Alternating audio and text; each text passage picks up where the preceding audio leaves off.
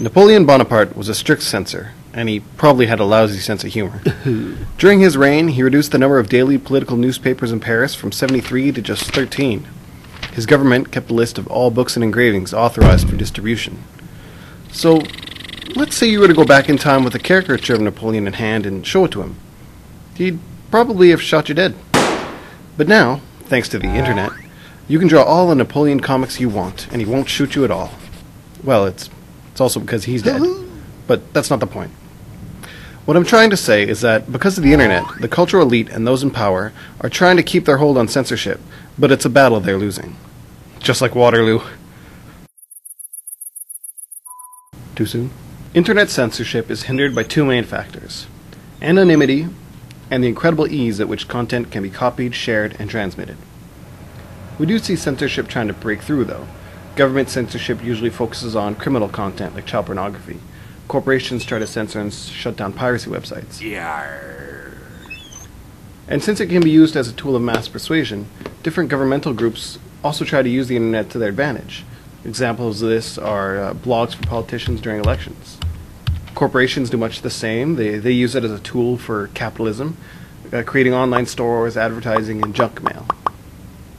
But regardless, the internet is still the Wild West media, a place where the little guy is on equal footing with the giants. The average person, the independent artists, and the thinkers can exchange ideas and even exhibit and distribute their works free of charge. But what has this changed? Well, to find out, let's look at the example of comic strips. Before the net came around, most readers got their comic strips from one place, the newspaper. But newspaper comic syndicates were very strict. They demanded that cartoonists stay squeaky clean and inoffensive because of their wide reader base. By extension, newspaper comic strips were, for the most part, bland. This is why Garfield complained about Mondays and ate lasagna for 20 years. The propaganda model of corporate media describes this as a series of censorship mechanisms embedded in the institutional structure of corporate media, in this case, newspapers. They encourage a hegemonic worldview that forces the lower classes to abandon their own preferences and adopt the beliefs of others.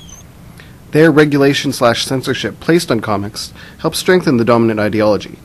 Alternate viewpoints and ideologies were shut out to supposedly protect the youth, but the hidden agenda was also corporate greed. Money. It is in the corporation's best interest to maintain and encourage the existing social agenda. But once the internet came around, cartoon artists found that they could bypass the entire boring system and put their own comics online. Each artist could be their own syndicate, free of any censorship mechanisms. What happened then is that cartoonists were free from censorship. They could write and draw about anything they wanted, and so a new generation of comic strips was born.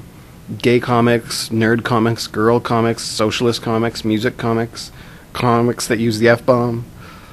And even though they had niche interests, the internet gave them the power to find their niche audiences.